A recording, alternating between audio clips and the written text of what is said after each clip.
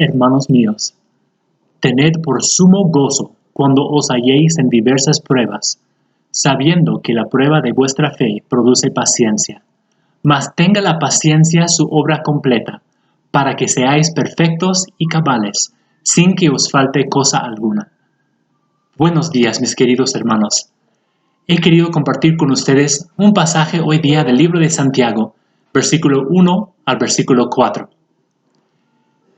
Todos yo sé que están pasando una gran prueba de vuestra fe, en donde estén, en su casa, en el campo donde te has escapado, pero Dios no desea que nosotros perdamos la fe. A veces vemos este tipo de cosas y decimos, ¡ay, otro atraso! Yo quería ahorrar plata para hacer esto o aquello, un atraso. Quería ir al trabajo para poder terminar algo que tenía pendiente, otro atraso. No puedo salir con mi familia a hacer tal cosa, otro atraso. Eso es del punto de vista humano. Dios tiene otro punto de vista. Y Dios no quiere que nosotros nos atrasemos nunca, menos en nuestra vida espiritual. Todo lo que Dios nos da es para que nosotros avancemos. Nosotros lo vemos como atraso, pero Dios lo quiere y lo diseña como un avance, como un adelantado. Vamos a orar. Gracias, Padre Celestial, por la bendición de poder conocerte. Gracias por la bendición de la tecnología. Pido que cuides a mis hermanos en la fe para que podamos avanzar y no atrasarnos. Te amamos y pedimos esto en el nombre de Jesús. Amén. Estamos en Santiago capítulo 1, versículos 1 al 4. Quisiera leérselo. Santiago, siervo de Dios y del Señor Jesucristo, a las 12 tribus que están en la dispersión, salud. Hermanos míos, tened por sumo gozo cuando os halléis en diversas pruebas, sabiendo que la prueba de vuestra fe produce paciencia. Mas tenga la paciencia su obra completa, para que seáis perfectos y cabales, sin que os falte cosa alguna. ¿A quién está dirigida esta carta? ¿Quién la está dirigiendo? ¿Y qué es lo que está diciendo? Es lo que quisiera contemplar con ustedes hoy. En primer lugar, ¿quién? ¿Quién está escribiendo esta carta? Bueno, dice aquí Santiago. Hubo varios Santiagos o Jacobos en el día de Jesús. A propósito, es el mismo nombre en el griego, Santiago, Jacobo, y entonces algunos confunden y dicen, ¿quién habrá sido? Hubo un Santiago que fue hermano de Jesús, otro que fue hermano de Juan, y otro también Jacobo el menor, uno de los discípulos. De esos tres se ha concluido que ha sido el hermano de Jesús, Jacobo o Santiago. En algún momento se le llamó rodillas de camello, porque fue un hombre de Dios que pasó bastante tiempo orando. Tanto así que sus rodillas volvieron muy, muy duros. Pero qué testimonio, ¿no? Uno sacrifica sus rodillas, pero llega a ser un hombre de oración. Entonces, considerando que fue el hermano de Jesús, que recién creyó en Jesús luego de la resurrección de él, poco tiempo pudo pasar con su hermano, su Señor, antes de que él ascendiera. Sin embargo, él aprendió bien la lección y aquí quiere compartir consuelo con sus otros hermanos en la fe. Ahora, ¿a quién se le dirige? Dice aquí a los hermanos que están, las 12 tribus que están en la dispersión. Hablamos aquí de personas que se llama la diáspora. La diáspora eran las 12 tribus que habían sido votados de cualquier país y en especial aquí cristianos judíos que están en otras partes del mundo. Entonces hace llegar su carta a ellos y con mucho motivo les quiere animar. ¿Por qué? ¿Qué estaban pasando ellos? Bueno, la iglesia primitiva, como se le llama, está terminando ya su luna de miel, donde tenía mucha libertad de culto. Ahora ya está entrando el tiempo de persecución. Algunos de los apóstoles y otros cristianos ya están cumpliendo con la gran comisión. La persecución que ya comenzó ya había reclamado las vidas de los otros dos, Santiago o Jacobos. Además, en la iglesia ya había entrado mentira, como era Ananías y Zafira, división, chisme, egoísmo, muchas cosas malas. Israel está bajo el yugo opresor de Roma todavía. Muchos de los romanos habían quitado tierras, terrenos de los que vivían y los habían convertido en esclavos. Posiblemente fue el motivo por el cual en Mateo 27:15 dice que un Barrabás había guiado una sublevación. Hubo conflicto entre los ricos y pobres. Los pobres sentían resentimiento y a veces usaban de violencia, como eran los celotes. Luego, lo más triste quizás que pasó en el año 66 fue por una extrema corrupción y falta de comida. Hubo una rebelión en que las personas se sublevaron contra los soldados romanos y un grupo de sacerdotes, muchos de ellos que eran corrompidos y oprimían al pueblo, fueron matados.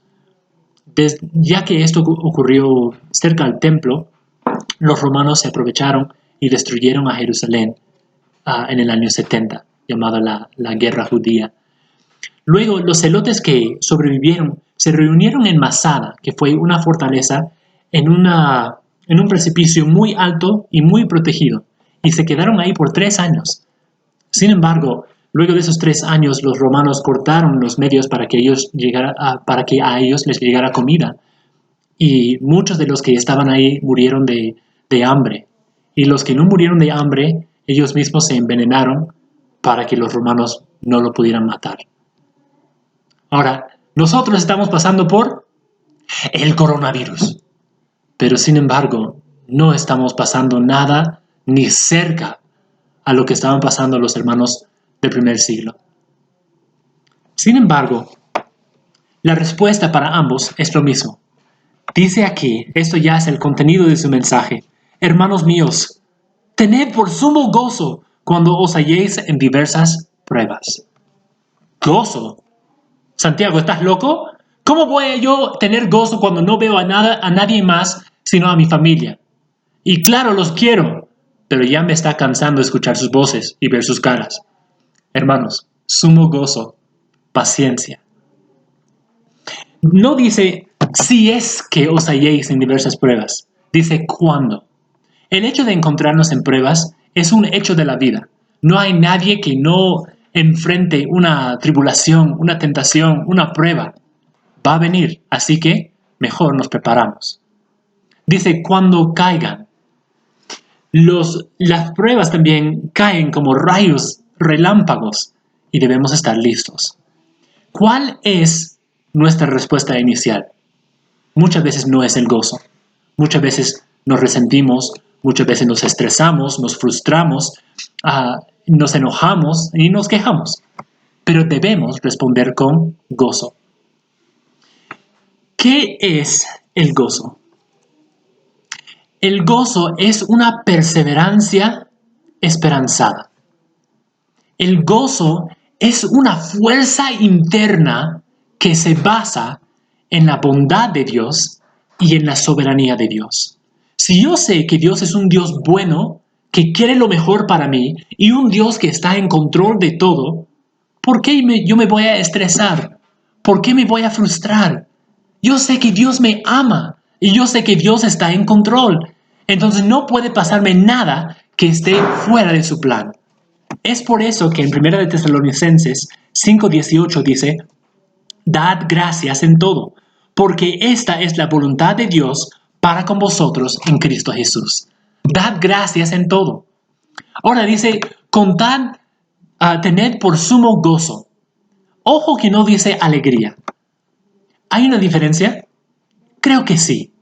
Uno despierta y, no sé, está un poco mal o su pelo queda parado de la noche anterior y ya presume que va a tener un mal día. No tiene alegría. La alegría es como una montaña rusa, un día sí, un día no. Sin embargo, el gozo debe ser un constante en nuestra vida. ¿Por qué? La bondad de Dios nunca cambia.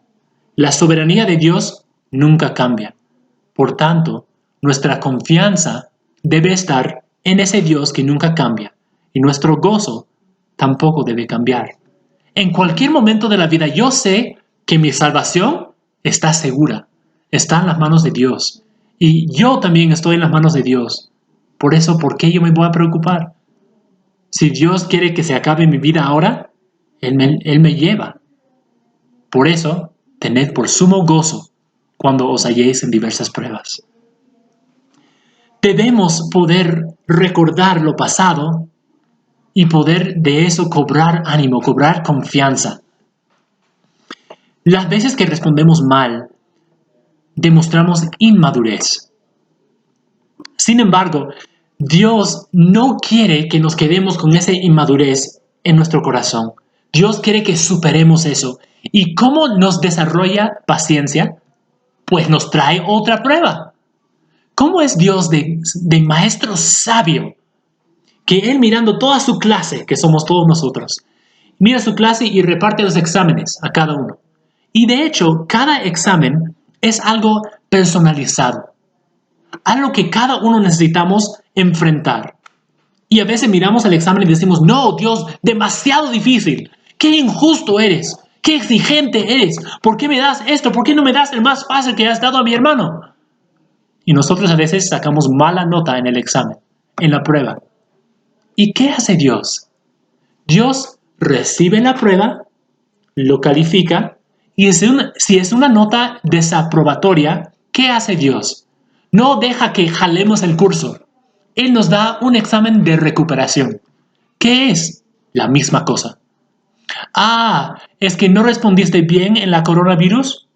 Pues ahora te voy a dar coronavirus plus, coronavirus extra, para que ahora apruebes.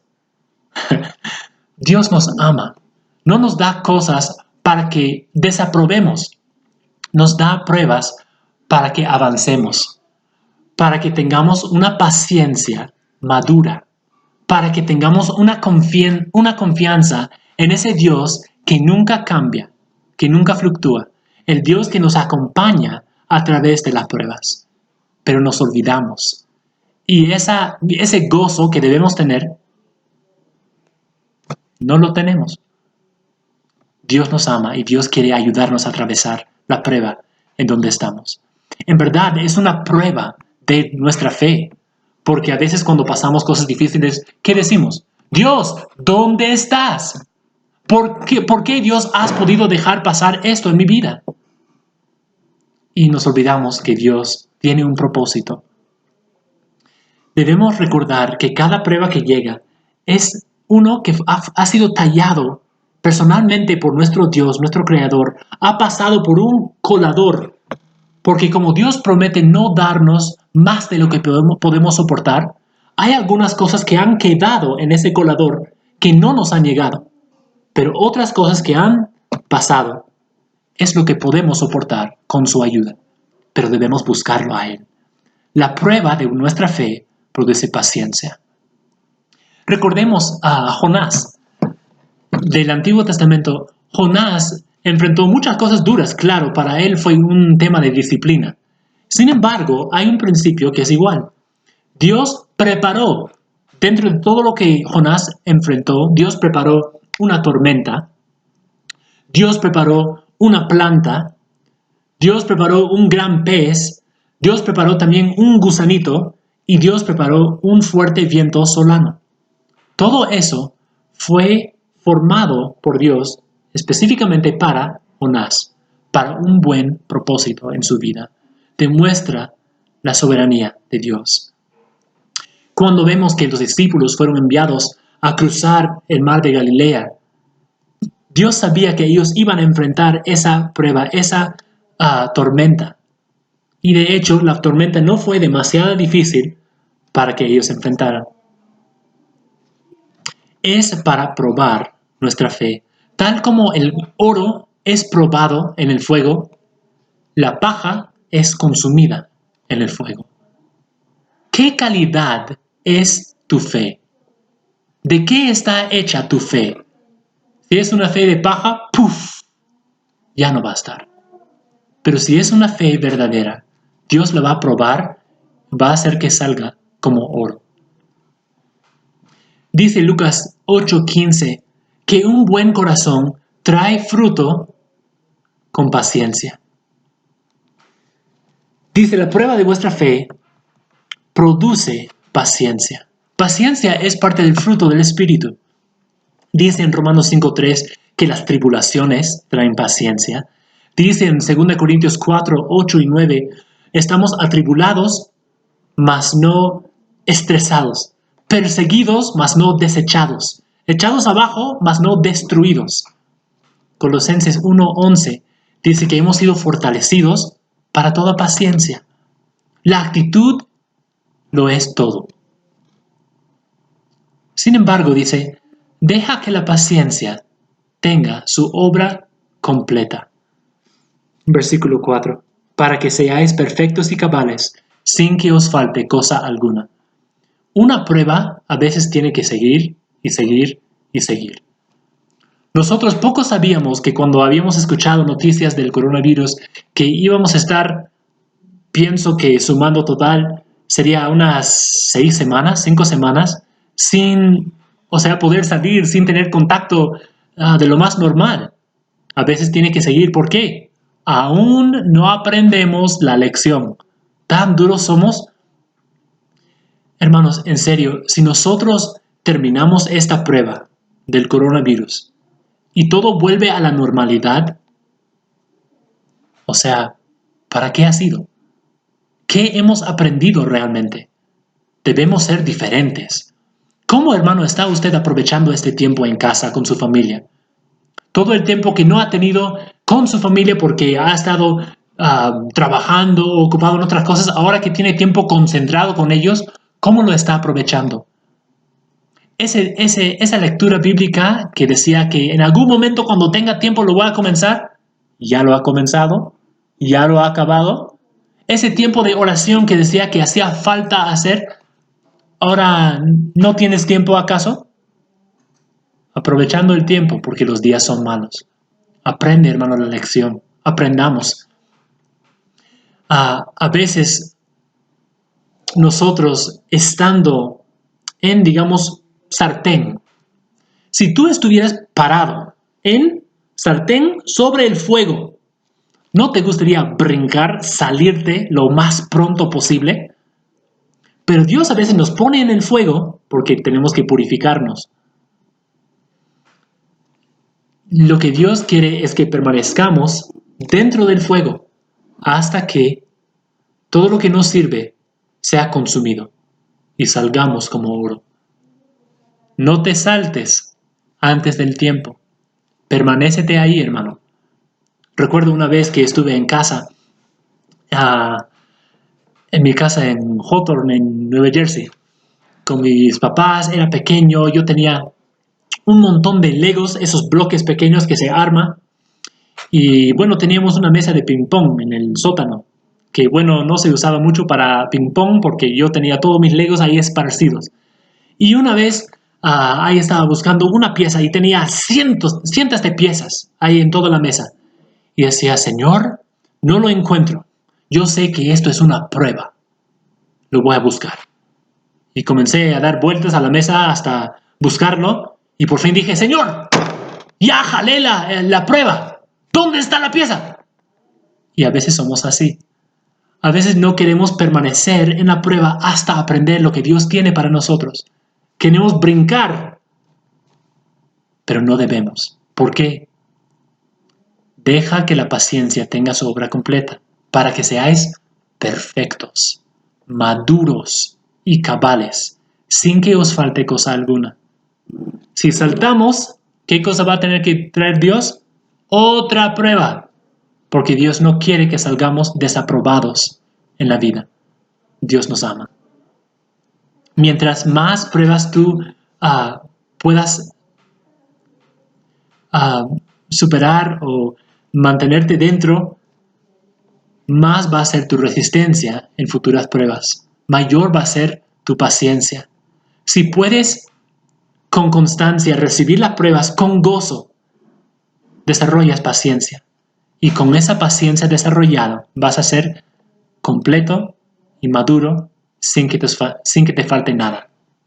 En resumen, ¿qué te puede tocar? Viene una prueba y dices, gozo, Señor, está en tus manos, tú eres bueno y tú eres soberano. Otra prueba, Señor, gracias.